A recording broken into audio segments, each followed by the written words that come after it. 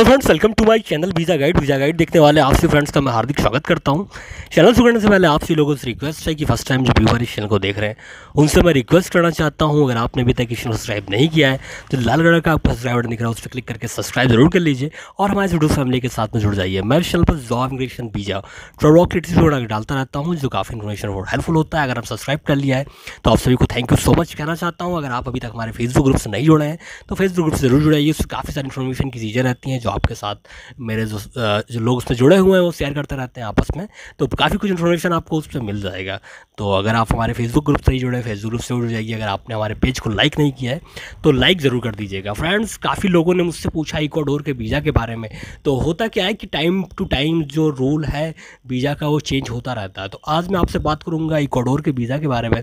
आज मैं आपको बताऊँगा इक्वाडोर का वीज़ा आप कैसे ले सकते हैं। इक्वाडोर जो कि साउथ अमेरिका में एक खूबसूरत सी कंट्री है, जो एक ज़माना हुआ करता था जब इंडियंस को वीज़ा फ्री ऑन अराइवल देता था, लेकिन कुछ लोगों ने उसका मिसयूज़ किया। वो इक्वाडोर से फिर डंकी लगाने लगे और वो दूसरी कंट्री में जाने लगे, तो काफ़ी ज़्यादा मिसयूज़ होने के कारण इक्वाडोर ने उसको बंद कर दिया। लेकिन अब अगर आप इक्वाडोर जाओगे तो आपको वीज़ा एडवांस लेना पड़ेगा। लेकिन आपको वीज़ा कैसे लेना है, डॉक्यूमेंट्स क्या क्या चाहिए, वो सारी चीज़ें मैं आपको बताता हूँ।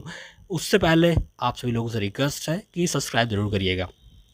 तो आज हम बात करते हैं इक्वाडोर के वीज़ा के बारे में, क्योंकि सबको मालूम है कि इक्वाडोर ने वीज़ा फ्री ऑन अराइवल जो इंडियंस को मिलता था वो बंद कर दिया। स्टेप बाय स्टेप इक्वाडोर ने सबका बंद कर दिया। सबसे पहले उसने पाकिस्तान का बंद किया, फिर बांग्लादेश का बंद किया, फिर श्रीलंका का बंद किया, फिर लास्ट में इक्वाडोर ने इंडिया का भी बंद कर दिया। क्योंकि काफ़ी सारे ऐसे लोग थे जो जो इंडिया से इक्वाडोर, फिर इक्वाडोर से वो चले जाते थे यूएस में डंकी लगाते थे। तो इस कई रीज़न थे, इसलिए अब वीज़ा ऑन अराइवल है तो उसमें कुछ पता नहीं रहता है कि कौन कहाँ आ रहा है, कौन कहाँ जा रहा है।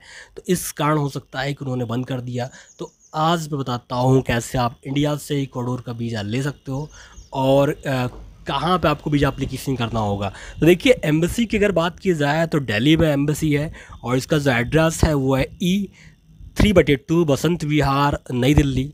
और यहाँ पर आप वीज़ा का जो टाइमिंग है वो है 9 बजे से शाम के 5 बजे तक। इस टाइम आप जाके वीज़ा एप्लीकेशन कर सकते हो। और जो वीज़ा आपको अगर लेना है, पासपोर्ट अपना लेना है, तो वो आप 4 से 5 बजे के बीच में 1 घंटे का टाइम रहता है। उस टाइम आप जाके अपना जो वीज़ा है उसको आप कलेक्ट कर सकते हो। तो ये एड्रेस है। बाकी वीएफएस से नहीं होता है, आपको एम्बेसी जाना पड़ेगा, वहीं से आपका वीज़ा इशू होगा। उस बात करते हैं कि अगर आप इक्वाडोर जा रहे हो तो उसमें आपको डॉक्यूमेंट्स क्या क्या चाहिए। इक्वाडोर फिलहाल 2 तरीके के वीज़े दे रहे हैं, एक टूरिस्ट वीज़ा दे रहा है, एक बिजनेस वीज़ा दे रहा है, और वर्क परमिट सिटीजनशिप भी देता है। उसका मैं अलग से बनाऊंगा वीडियो, उससे आपको बताऊंगा कैसे आप ले सकते हो। फिलहाल बात करते हैं टूरिस्ट वीज़ा की। अगर आप इक्वाडोर का टूरिस्ट वीज़ा एप्लीकेशन करते हो तो आपका जो पासपोर्ट है वो 6 मंथ तक वैलिड होना चाहिए। उस पर कम से कम 3 से 4 पेज होने चाहिए स्टैम्प करने के लिए, क्योंकि स्टिकर वीज़ा लगा के देते हैं। एप्लीकेशन फॉर्म है उसको आपको अच्छे से फिल करना है, अच्छे से उसको आपको भरना है। और भरने के बाद आपको ठीक से चेक करना है उसमें कोई मिस्टेक तो नहीं हो गया, कोई गलती तो नहीं हो गया। और आपका जो फ़ोटो लगेगा वो मेट फिनिश पेपर पे बनेगा फ़ोटो आपका, और जिसका जो बैकग्राउंड होगा वाइट बैकग्राउंड होगा। कम से कम 80% जो आपका जो फेस होगा वो आपका क्लोजअप पे होना चाहिए। और कवरिंग लेटर आपको बहुत ही इंपॉर्टेंट है अगर आप इक्वाडोर का वीज़ा अप्लाई करते हो, और कवरिंग लेटर आपको लगाना पड़ेगा। कवरिंग लेटर में आपको सब कुछ डालना पड़ेगा कि आप वहाँ पे क्यों जा रहे हो, क्या करोगे, कैसे घूमोगे, क्या क्या सारी चीज़ें हैं। और आपको बताना पड़ेगा कि इक्वाडोर की एम्बेसी आपको वीज़ा क्यों इशू करे। तो सारी चीज़ें आपको उसमें लिखना पड़ेगा, आपको बताना पड़ेगा। आपका डे बाय डे आइटनरी लगेगा और आपको डे बाय डे आइटनरी बताना पड़ेगा कि आप इक्वाडोर में कहाँ जा रहे हो, कहाँ कहाँ घूमोगे और क्या क्या करोगे, किस दिन आप क्या क्या करोगे। तो पूरा चीज़ आपका रहेगा कि किस फ्लाइट से आप आ रहे हो, किस फ्लाइट से आप जा रहे हो, फ़्लाइट कब पहुंचेगी, आज आप क्या करोगे, कल क्या करोगे, वो सारी चीज़ें आपको उसमें बताना पड़ेगा। रिटर्न टिकट इन्होंने मांगा हुआ है, वो आप चाहो तो होल्ड टिकट लगा सकते हो और वो भी आपका मान लिया जाएगा, कोई दिक्कत की बात नहीं है। उसके बाद हो गया कि अगर आपका कोई वहाँ पे कोई रिलेटिव है, कोई फ्रेंड है या फिर कोई आपके पहचान का है तो वो आपको स्पॉन्सर लेटर दे देता है। अगर वो आपको स्पॉन्सर लेटर देता है तो एक आपका प्लस पॉइंट हो गया, आपको वहाँ का वीज़ा मिलने में काफ़ी आपको आसानी हो जाएगा। तो ये आपका एक प्लस पॉइंट हो जाएगा।